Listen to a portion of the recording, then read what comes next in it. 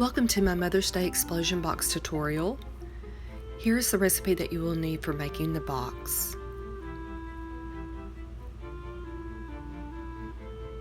Here's the paper after everything has been trimmed and scored. And then here's a look at the box after the different pieces of pattern paper have been attached to the tabs. And I'm just showing here kind of where the score lines are. You'll be able to see here too where I have cut the different pieces away from the box. This can be modified though, just however best fits your needs. And I'm just going to play a little bit of music here as I walk you through how all of this assembles together. So let's just take a look here.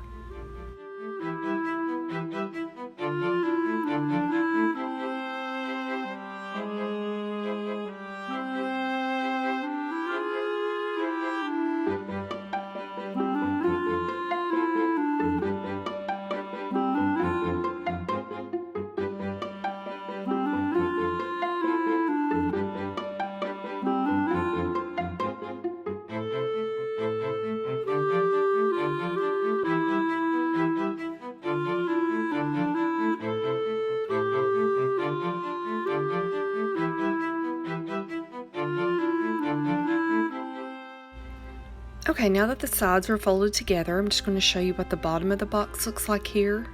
You'll notice that I did cut those two tabs in at an angle to make it fold a little better. And then that fold over piece with the tab tuck, I did corner around that little tab, and it just slides down inside the box very neatly there. And then there's a look at the top of the tabs where I added pattern paper. And here's some various tags that I made layering cardstock with pattern paper, and 2.5 inches wide, and the sizes vary from 5.5 inches tall to 6.5. And then here are various dies that I used from my stash to create the flowers. That heart and solid flower are from Echo Park, and these gold tone dies are from Spellbinders. I will link below if I can find those. They are like I said, from my stash, so I'll see if those are still available and link to those. But these are the brand new dies from Doodlebug, so you can find those. I love the stitched leaf and the little flower, so we'll be using that. The pattern papers that I've used are from Authentique. It is an older line of paper, but you can still find some of their prints. So I'll link below if I can find those for you. And then these clothespins, the colored ones, they're very nicely painted. And a lot of people ask where I get those, and it's a big pack from Michael's. You can find those online. Here's a look at those stitched leaves once they have been punched. And there's that other little pretty, kind of that vine looking leaf there. And first we're going to start with the solid heart flower. So I'm just folding 5 of those for this. So we'll just follow along as I glue those together. Here we go.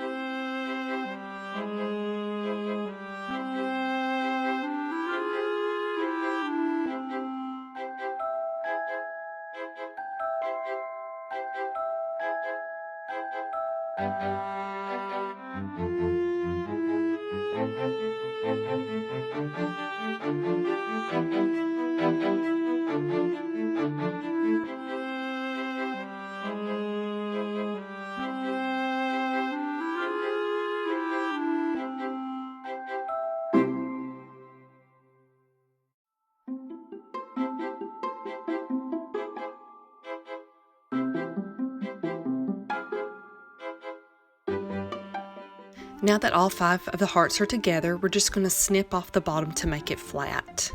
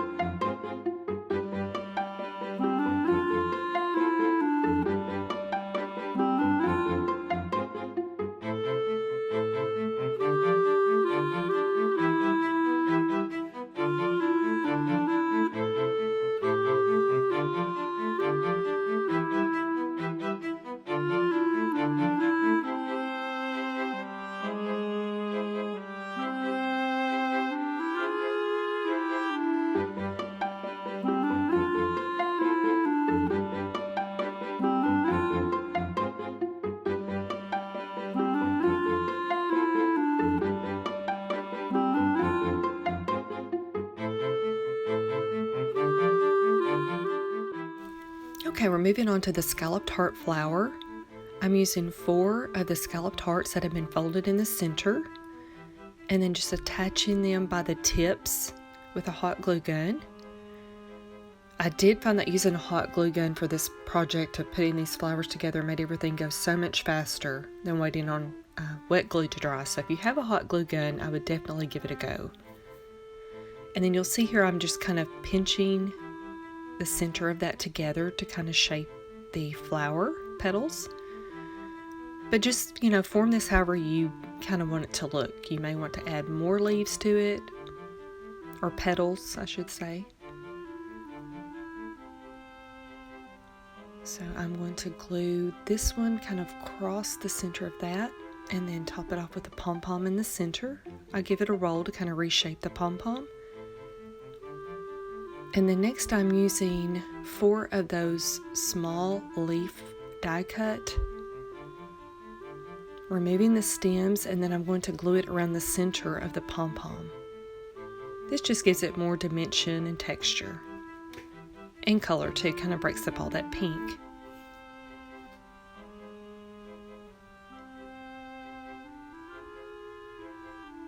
So there's what the completed scalloped heart flower looks like. And here I'm just showing you how I put them all on the different clips. Okay, next, this is optional, but I did decide to use an insert inside of the box. So I'm using a white heavy chipboard and just scoring a 1-inch tab on each side. Just make sure your middle section is the same width as your box. I just needed a little bit of extra height for my tags. After trying to put them in there, they kind of sunk down inside of the box. So I thought, well, I'll just make a little insert for this. Crafters, we always got to be thinking of something. So that just slides down neatly inside of there. If you need it taller or, whatever, just adjust it to fit. And then this is another fairly new collection from Authentique. It's calendar collection. They have for each month, they have a different theme. So I will link below once I find that for you. And then here's a look at all the tags after they have all their clips and different things on there. And then I will finish embellishing those with different things. And I'll show you in a walkthrough here as we move through here. So I added some chenille trim around the edge of the tabs. And let's just have a quick walk through. And then I'll show you how to tie off that pretty ribbon here as we finish.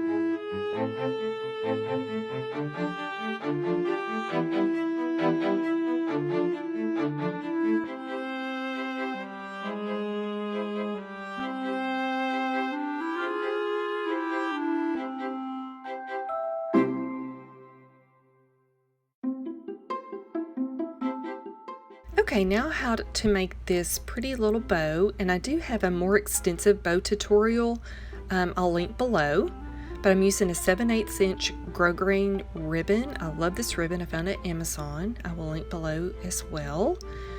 And I'm just making 3 loops as shown above. You may need to pause this and kind of see exactly how I'm folding this. It's very important how you lay this out to get your loops to stand up properly. I'm just making 3 loops, and then I'm going to cut off that end, and then in the center you'll make a ridge down. You'll fold down, make a ridge in the center, and then fold down again. And sorry, my fingers got in the way here, but anyway, you just have 3 ridges there, and then you'll tie off with a piece of coordinating thread and just get it really good and tight. And there you have a nice 3 loop bow.